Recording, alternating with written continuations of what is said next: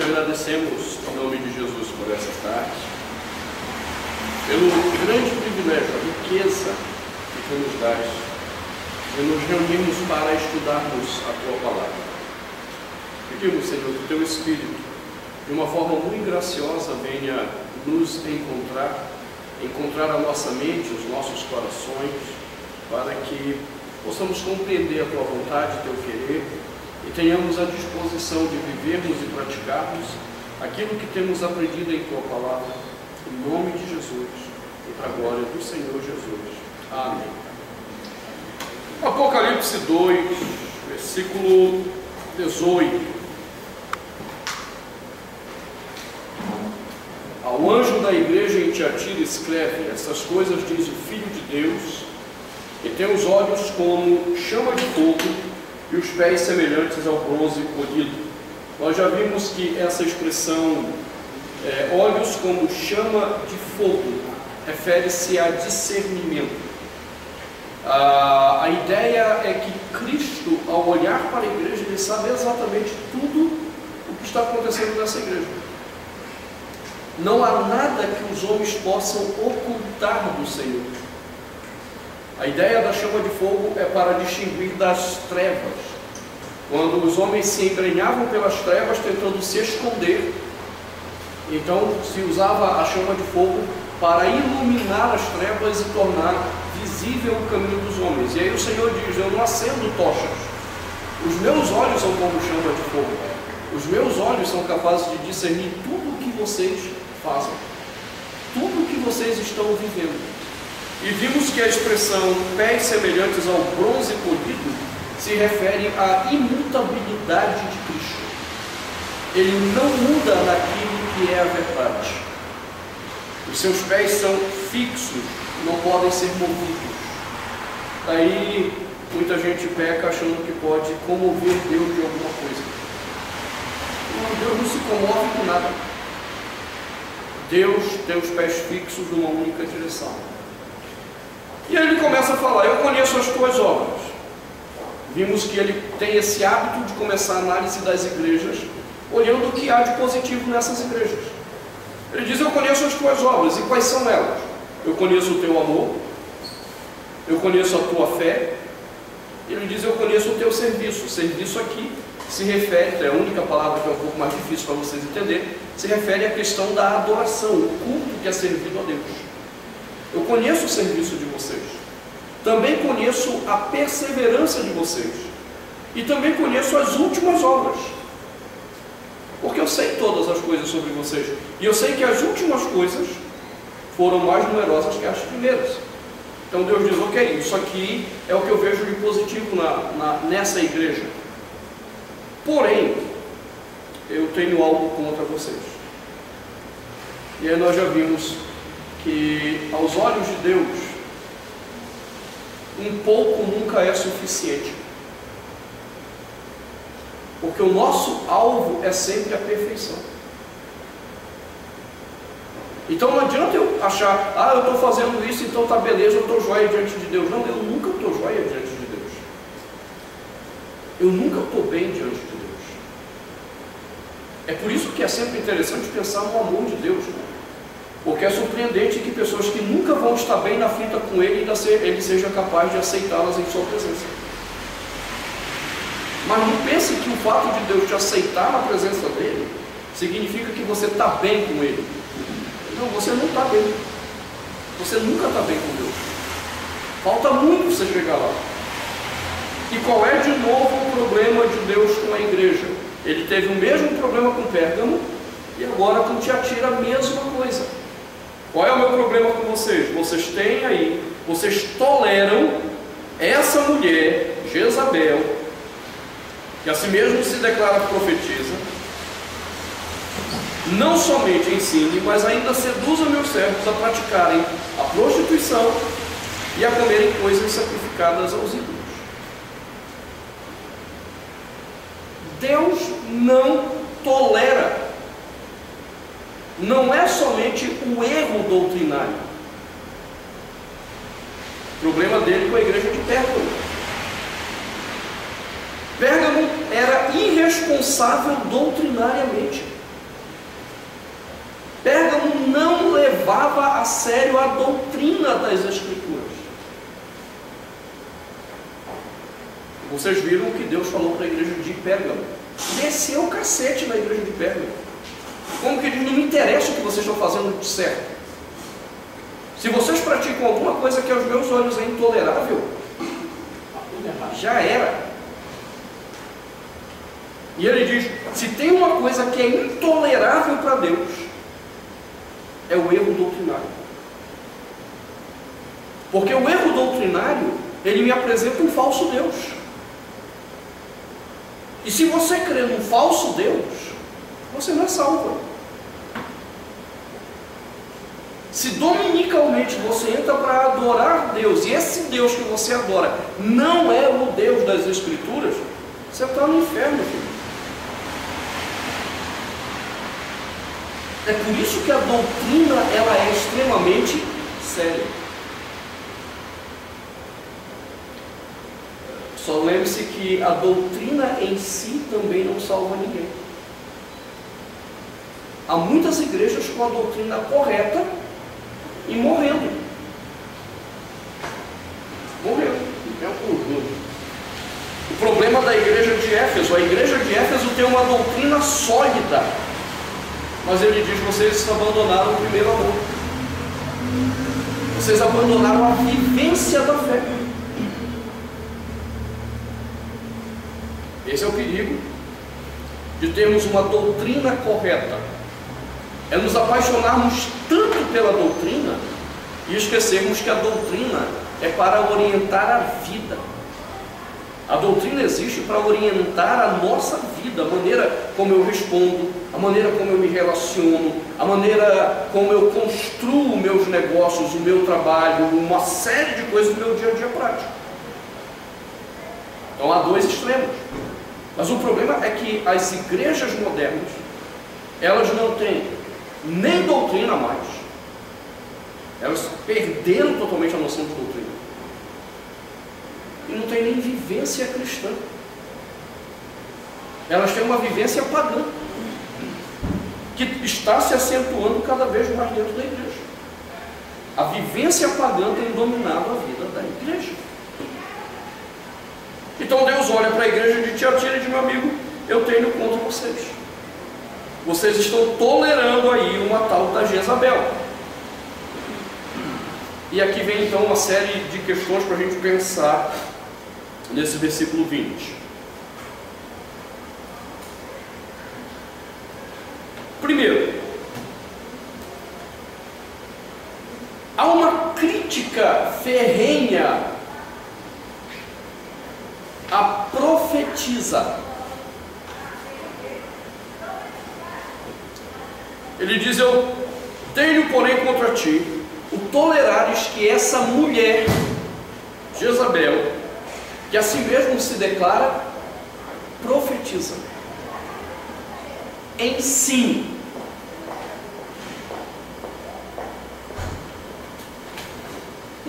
Isso é um problema sério. Deixa eu, já que tem quadro, vou colocar.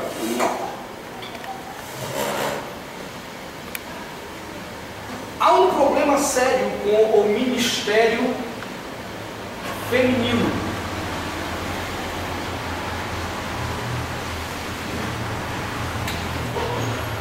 Nenhum ministério deu tanto trabalho para a doutrina cristã primitiva quanto o ministério das mulheres no início da igreja cristã.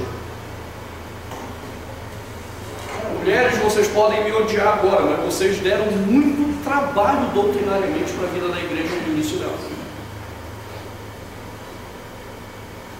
Alguns têm entendido, inclusive, que esse movimento de Tiatira foi que deu origem a uma desgraça doutrinária na igreja do segundo século, chamada montanismo. Um movimento que era baseado em experiências, entre aspas, com Deus, e que traziam revelações, entre aspas, de Deus para a igreja. O líder desse movimento era Montano, que se cercou de 2 ou 3 profetisas para trazerem as novas revelações. E como alguns exegetas, como Bossuet,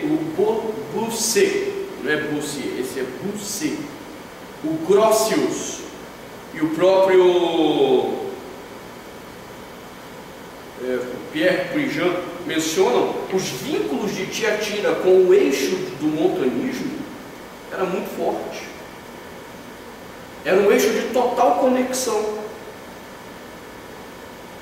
E de onde que vinha o ensinamento então daquele movimento? De profetisas. Biblicamente, mulheres não podem ensinar na igreja sem a autorização do anjo da igreja. No caso do Apocalipse, aquele que Deus colocou como líder da igreja. Sem que haja uma autorização dele. Qual é o problema de Tiatira? Essa translocada que ele associa com Jezabel, não sabemos se realmente esse é o nome dela, ela tem autoridade de ensino na igreja.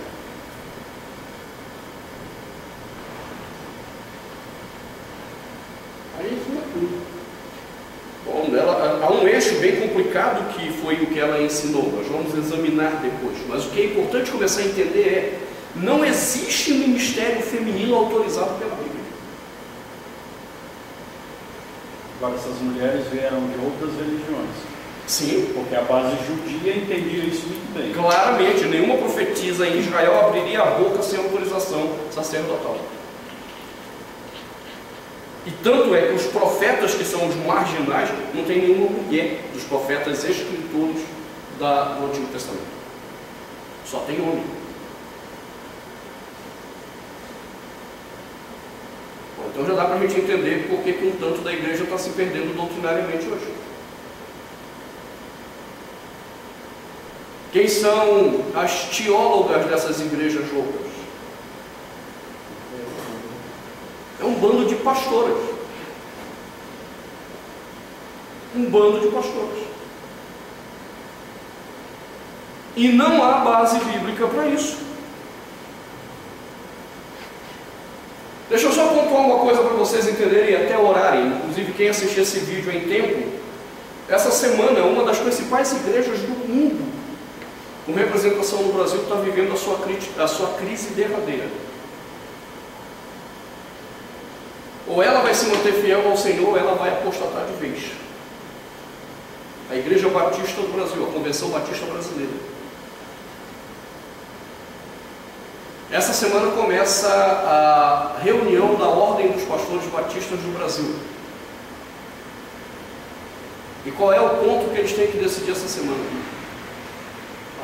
Se vão aceitar as pastoras translocadas batistas que se fizeram pastoras, ou se eles permanecerão fiéis às Escrituras e rejeitarão a ordenação dessas mulheres. Eu quero apenas que você pense o seguinte: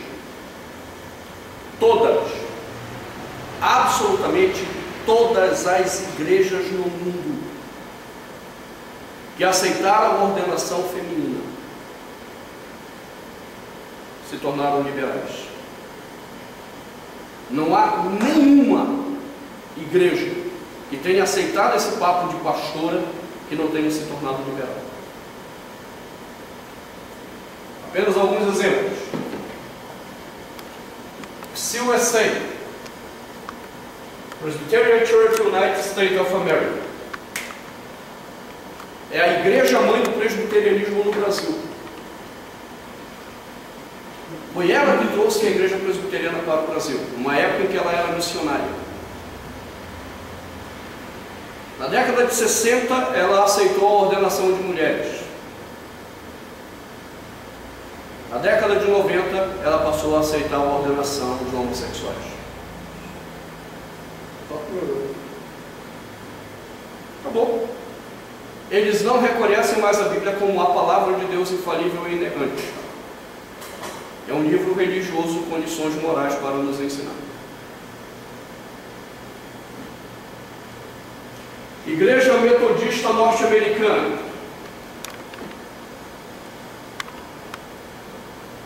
Tanto a americana quanto a brasileira hoje. Todas aceitaram a ordenação feminina. A Igreja Metodista se tornou liberal. Igreja Presbiteriana Independente aceitou a ordenação feminina e se tornou liberal.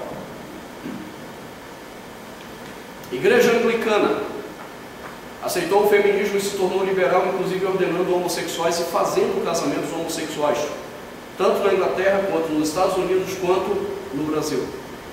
Aí daí vem uns doidos que vão procurar a nossa igreja no Google, aí joga lá Igreja Episcopal, aí aparece a Igreja Episcopal Anglicana, e os caras acham que são a gente. Aí fica mandando ele mensagem, pastor, como é que é? A gente aceita homossexual, pastor? Igreja Episcopal Americana, que é a dissidência da anglicana. Na década de 60 aceitou a ordenação feminina, hoje ordena homossexuais. Não há nenhuma igreja que tenha aceitado o ministério feminino que não tenha se tornado liberal.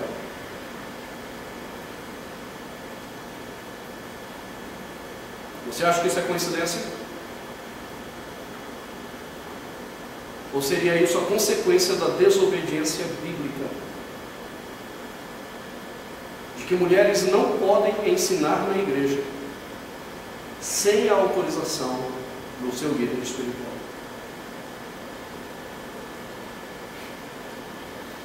Jezabel ensina e faz o que quer em Tiatira.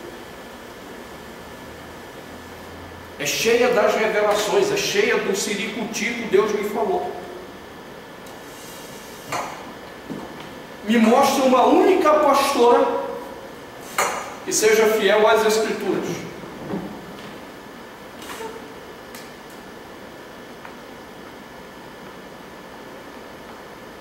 Não existe. Porque só o fato dela aceitar ser chamada de pastora já mostra que ela não tem comprometimento com as Escrituras.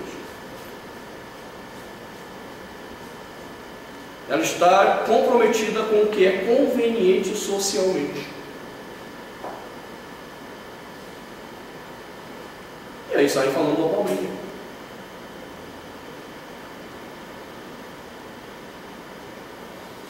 Isso para as feministas é terrível. Parece um problema de machismo. Não, irmãos, é uma questão apenas de sobriedade bíblica e o papel de cada um, desde a criação.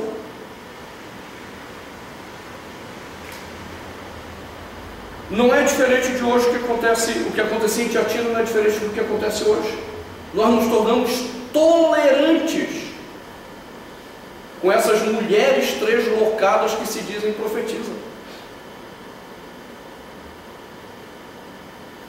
Quando eu era pastor em Lusiânia, você vê isso em 1995, tinha uma profetisa lá que o pessoal ia na casa dela buscar oração na segunda-feira. E o negócio estava crescendo tanto que ela fez um quartinho escuro, com velas, com um negocinho lá, para invocar o Espírito Santo. Ué, é o que o pessoal chama de boa cumba gospel, né? Tem a macumba gospel e a boa cumba gospel. A coisa dominou. E é interessante que se hoje eu falo contra essa loucura do ministério feminino, eu sou o retrógrado, eu sou o ultrapassado.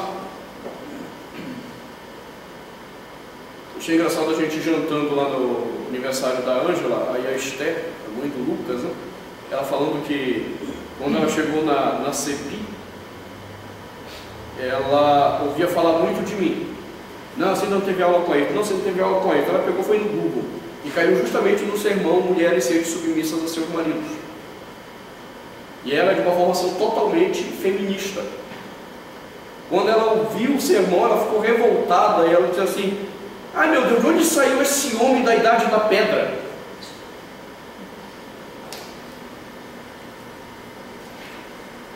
O legal é que nas igrejas hoje eu sou da idade da pedra.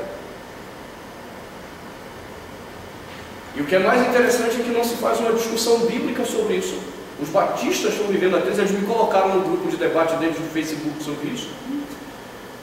Eu estou acompanhando a agonia, literalmente, gente, a agonia dos pastores que estão temerosos dessa maldita ordenação feminina passar entre os batistas. Sábado você sabe qual é o destino final da Igreja Batista no Brasil. Quando encerrar a reunião, você sabe para onde a Igreja Batista vai.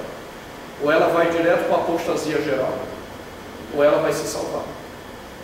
Entende? Isso já aconteceu na Igreja Presbiteriana do Brasil. Houve um momento crítico na Igreja Presbiteriana do Brasil. Eu ainda era pastor dela. E que, graças a Deus, eles conseguiram matar o movimento feminista dentro da igreja. Ou que salvou a Igreja Presbiteriana do Brasil da apostasia.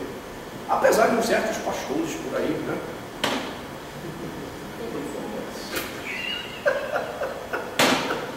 Alguns irmãos entenderam bem.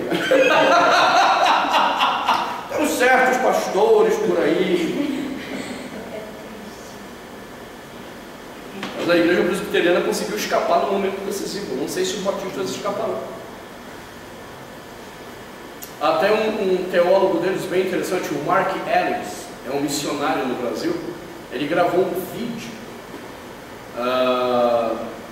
de apelo a uma prática bíblica entre os pastores nessa reunião. E é interessante como ele começa o vídeo dele, defendendo que o que ele está propondo é uma discussão bíblica e não uma discussão cultural norte-americana. Porque toda vez que ele vai se posicionar sobre isso, os caras o criticam porque ele é americano. Você vê como é o debate. Nós não queremos discutir a Bíblia. Você é americano, você tem que abrir a boca, você não sabe nada de contexto brasileiro. Mas peraí, quem disse que isso é uma questão de contexto brasileiro?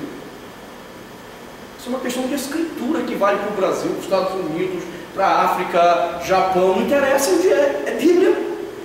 E a Bíblia não está sujeita às questões culturais. É a Bíblia que deve regulamentar a vivência cultural. E aqui está a Jezabel fazendo o estrago que fez. E entenda, se é verdade, e eu creio que há boas indicações para isso, que o movimento de Tiatira tem vínculos diretos com o surgimento do montanismo, significa que essa carta de João não foi atendida. Esse povo não se arrependeu. E a ira do Senhor se levantou como o Senhor disse que ia acontecer. Se você entender como o movimento montanista foi dizimado, você vai entender a profecia que tinha aquilo que Deus faria por eles. Então nós temos um problema sério com doutrina nesse texto, uma igreja que não respeita a questão doutrinária. Mas nós temos um outro sério problema. Uma igreja que não respeita o papel do homem na liderança da igreja e simplesmente se mostra responsável a entregar na mão de mulheres a educação teológica da igreja.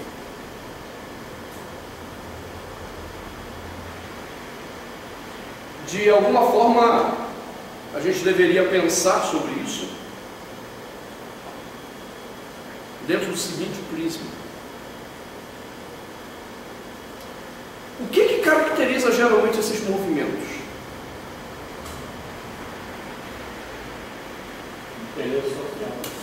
Não, também há isso daí, mas é muito mais entre homens. Homens são complicados nisso. Mas de uma forma geral, nós temos um problema entre razão e emoção. Quem controla o quê?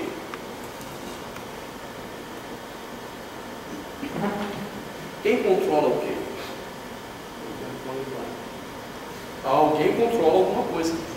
Eles não são coisas autônomas. A razão não é autônoma da emoção, e a emoção não é autônoma da razão. Alguém tem que controlar alguém.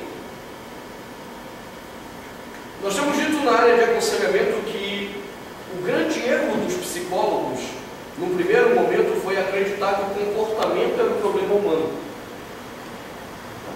Tente ajustar o comportamento da pessoa como se ele fosse um animal.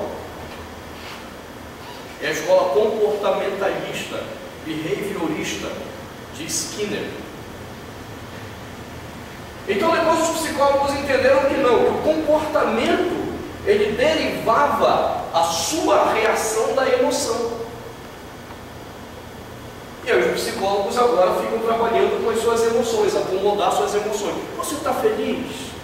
Você é alegre? Por que você está triste? E aí, o papo de psicólogo fica em torno de emoção. Vamos ajustar as emoções. Emoções ajustadas, comportamentos ajustados. E eles acham que as emoções formam uma entidade autônoma. Não, biblicamente também não. A emoção, ela resulta da sua crença. O que você acredita movimenta a tua emoção. Você só reage de forma triste ou alegre porque a tua crença sobre alguma coisa, ela foi atendida ou ela foi ferida. Por trás de uma pessoa triste ou alegre, existe uma crença que explica essa reação.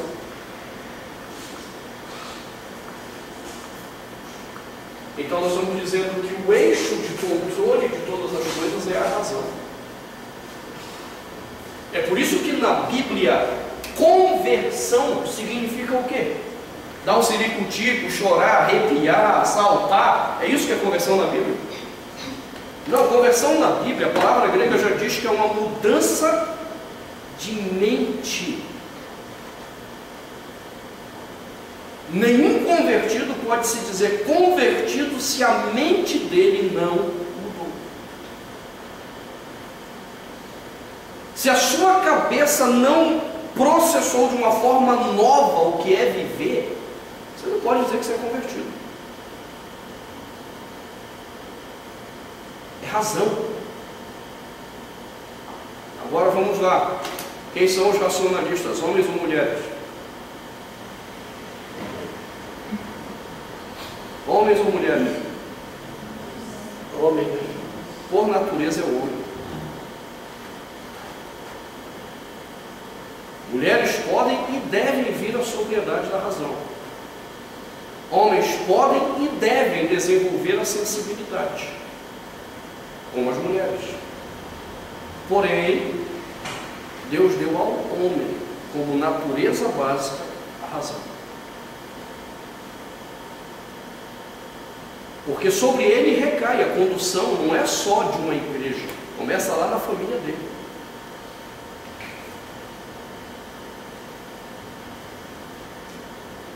Por isso na Bíblia não tem lugar para ministério feminino à frente da igreja. Olha a característica de todos os ministérios femininos: emoção. Emoção. São as mulheres que estão mais suscetíveis a ficar ouvindo a voz de Deus toda hora. São as mulheres que estão mais suscetíveis a ter revelações de Deus. São as mulheres que são mais suscetíveis a ter um ciricutico na hora do culto. É da natureza. Em Tiatira não foi diferente. Eu quero apenas que você pense e pegue um texto bem problemático de Paulo para as feministas. 1 Timóteo.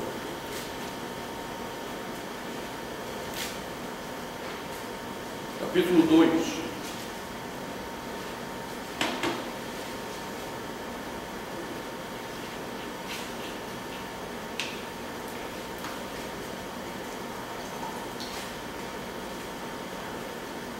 A partir do versículo 12. Paulo diz: e não permito que a mulher ensine, nem exerça a autoridade de homem. Esteja, porém, em silêncio, porque primeiro foi formado Adão, depois Eva, e Adão não foi iludido, mas a mulher, sendo enganada, caiu em transgressão.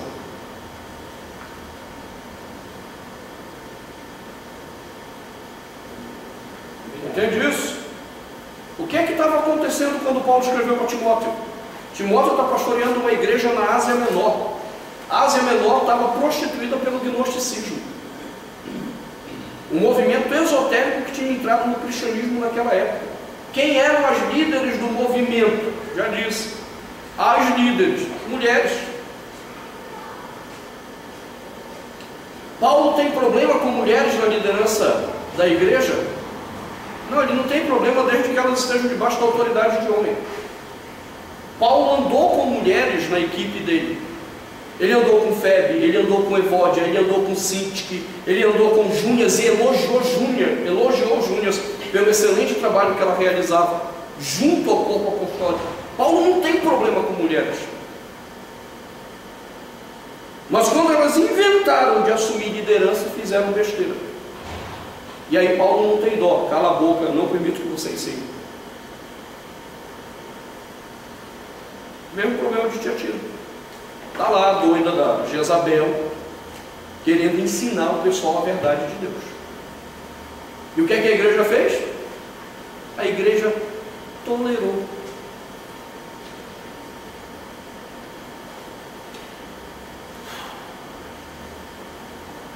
Talvez as igrejas de hoje sejam um pouquinho piores, elas não toleram. É a mesma coisa, é um pouquinho pior. Elas autorizam. O que eu posso aceitar, mas não quer dizer que esteja autorizado. É engraçado você examinar que até a década de 80 para 90, você não encontra o título de pastora no cristianismo todo. Nem as profetisas se diziam pastoras. O caso mais interessante para mim é da fundadora da Igreja do Evangelho Quadrangular, com as suas heresias atuais. A Igreja do Evangelho Quadrangular apostatou de vez, é outra igreja que apostatou.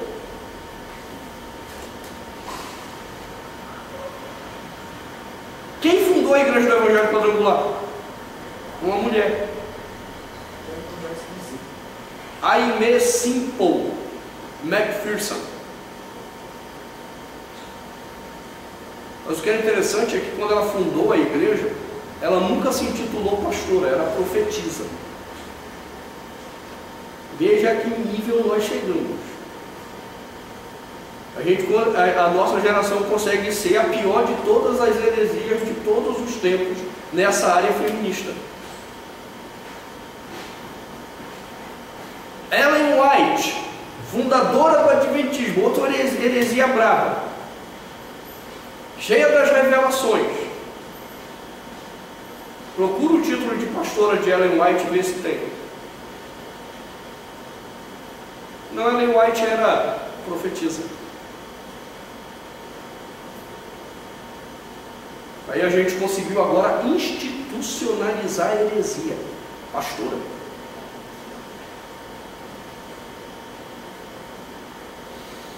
Irmãos, quando eu vejo essa igreja de Tiatira, eu digo, Senhor amado, a gente parece que piorou um tiquinho mais a coisa. A igreja não tolera mais, ela institucionalizou a heresia.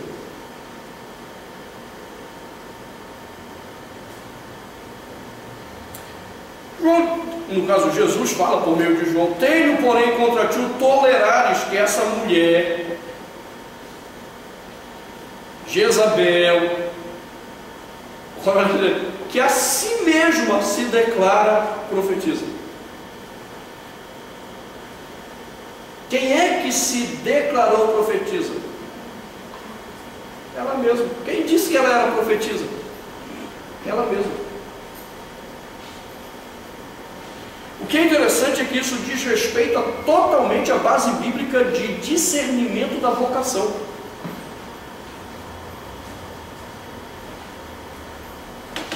Apenas para você pensar, isso está no meu novo livro sobre nós, o dia que eu consegui terminar de escrever. O pior é que o livro está praticamente pronto, eu não consigo fechar, só algumas coisinhas para fechar o livro. Como é que você sabe o seu dom? Só tem 3 elementos básicos. Isso aqui é a chamada doutrina da hiperetologia.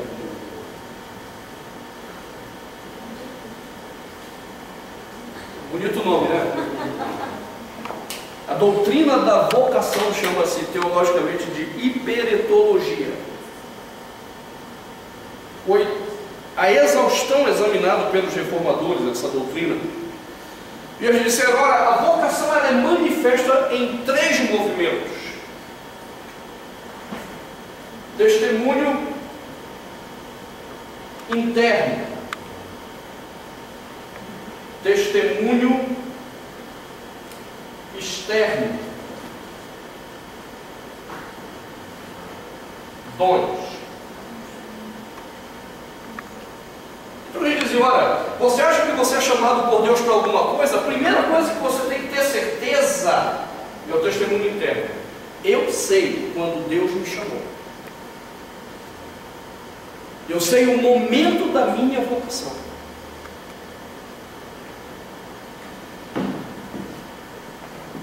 Isso é o testemunho interno.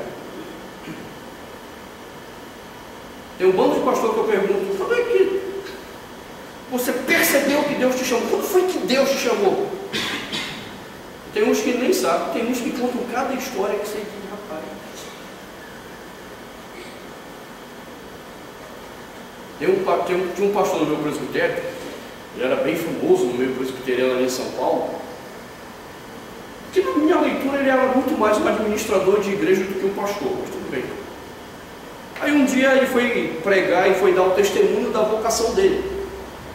Ele era filho da zeladora de uma igreja presbiteriana, lá nos ritos antigos. E aí um dia, enquanto a mãe limpava a igreja e ele limpava com ela, ele parou e disse: quer saber de uma coisa? Eu vou ser pastor. E pronto. Virou pastor. Não, isso não é testemunho interno, não. Testemunho interno, eu tenho uma experiência com Deus que testifica isso. Porém, o meu coração, ele pode ser não, ele é enganoso. Meu coração não vale nada. Logo, o que eu chamo de ser uma evidência do meu chamado, pode ser loucura do meu coração. Então, a Bíblia fala da necessidade do testemunho externo. A igreja vê em você que você tem aquele chamado. A igreja testifica isso. Isso no meio presbiteriano era sério, agora estava avacalhado também. Mas isso era tão sério que quando alguém ia para o seminário da igreja presbiteriana, ele tinha que passar por um exame com o conselho da igreja, para ver se o conselho atestava a vocação desse miserável. Então ele era encaminhado para um presbitério que ia fazer uma outra avaliação para ver se realmente ele tinha as marcas da vocação. E se a igreja, o presbitério, dissessem sim, a igreja acreditava tanto na vocação desse miserável que ela tinha que pagar pelo menos 50% da bolsa de estudo dele. Você entendeu? Não era, não vá, não, você vai pagar metade. Pensando bem, eu acho que é tão vocacionado assim. E apenas para você entender, hoje um seminário presbiteriano de tempo integral como eu estudei, a mensalidade chega a quase R$2.000.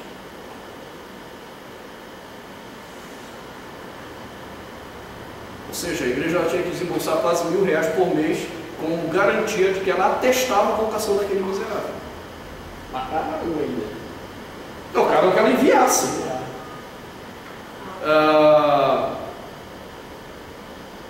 E então, o último teste, por quê? Porque o seu coração é enganoso, a igreja pode se enganar. O último teste é dons. Você tem realmente os dons para aquele chamado? Deus está te chamando para ser missionário. Um dos dons é o de padecer o sofrimento por causa de Cristo. Um dos dons missões é passar necessidade com alegria.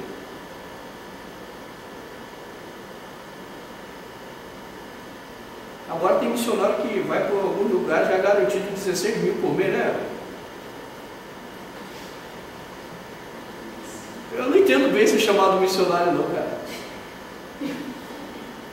Eu estou sendo muito franco, eu não entendo, isso me revolta, porque isso não é chamado missionário.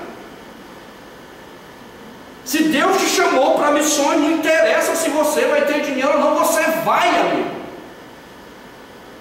Faz parte do teu dom a alegria de padecer por Jesus.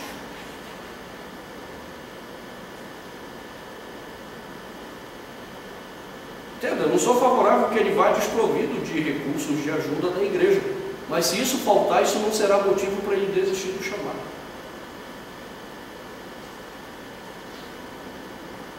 Os dons têm que se revelar. Porque às vezes a igreja está tão perdida no discernimento dela, que o cara diz que quer ser pastor, quer ser missionário, muito bem, aleluia, o Senhor é contigo. E na hora de testificar os dons, nada. Aí depois a igreja está aí recebendo missionário de volta, o pastor que não deu certo, e diz assim, rapaz. E tem igreja que nem recebe de volta. Está lá mesmo. Você diz assim, toma que o filho é teu, não é meu não. Eu paguei até os estudos, mas não é meu não. Não tem dons. Então a igreja tem que testificar para você poder dizer, sim, essa pessoa é um profeta, é um pastor, é um missionário. A igreja tem que testificar. Qual é o problema da Jezabel? Ela se disse profetiza. Acabou. Aí de quem contesta o que ela disse. Quem foi que testificou que o Valdemiro Santiago é apóstolo? Ninguém. Ele se fez apóstolo.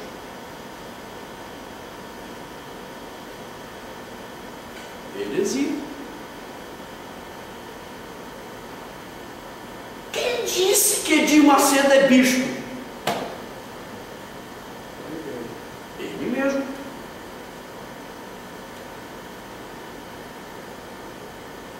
Você está entendendo a loucura?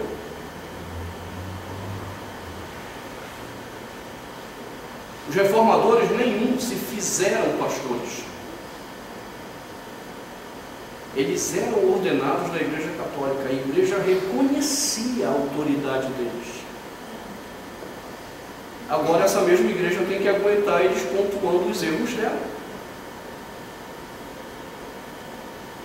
Eles não se fizeram. Nenhum deles queria começar uma igreja nova, mas eles já eram autoridade eclesiástica, reconhecidos devidamente na vocação. A Jezabel chega e não, eu sou profetisa. Eita, profetisa. Quem te fez profetisa? Quem te fez pastor? Quem te fez missionário? Quem reconheceu o seu dom? Quem reconheceu o seu chamado? Você está entendendo por que a igreja está perdida? Ela não leva a sério a doutrina. Começando pela base de reconhecimento de onde procede o seu ensinamento.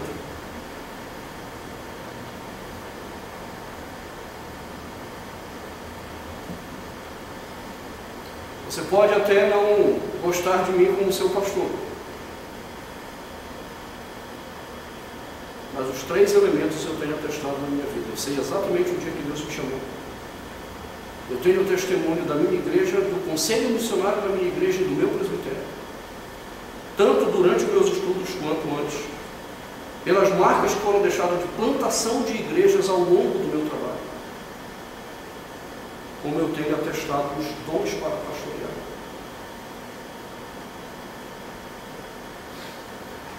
E mesmo quando eu não queria mais ser pastor, lá estavam pessoas me perturbando a cabeça porque entendiam esse chamado. Principalmente esses miseráveis aqui. E depois, Dom Paulo Garcia, nosso bispo.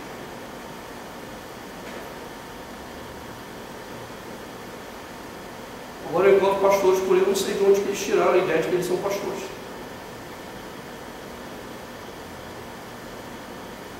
Eles se fizeram pastores.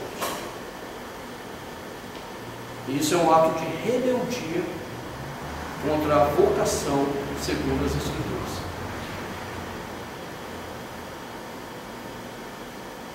Eis a consequência. A igreja do jeito que está.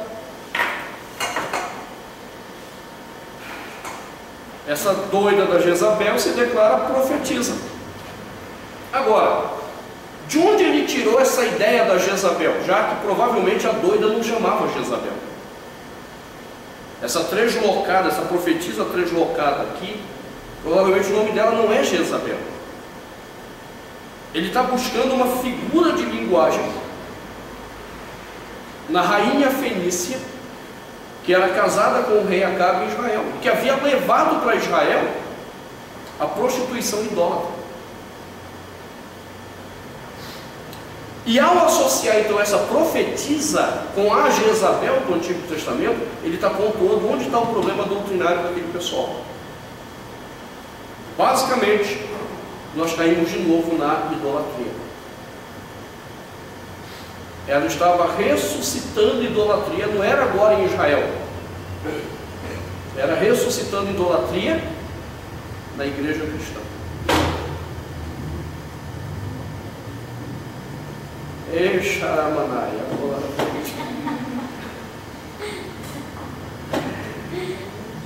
Igreja cristã idólatra, olha o manto. Muito bem, então nós vamos ver, devido ao nosso horário, semana que vem, a idolatria que essa louca trouxe para a igreja cristã de Tiatira e como isso nos adverte com as idolatrias dos nossos dias. Porque se tem uma coisa que a igreja cristã se tornou, é uma igreja idólatra, totalmente idólatra.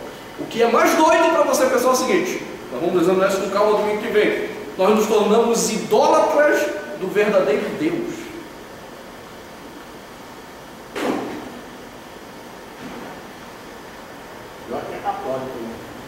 Nós somos idólatras do verdadeiro Deus. A igreja idolatra o verdadeiro Deus. E Deus os mandará para o inferno por causa disso.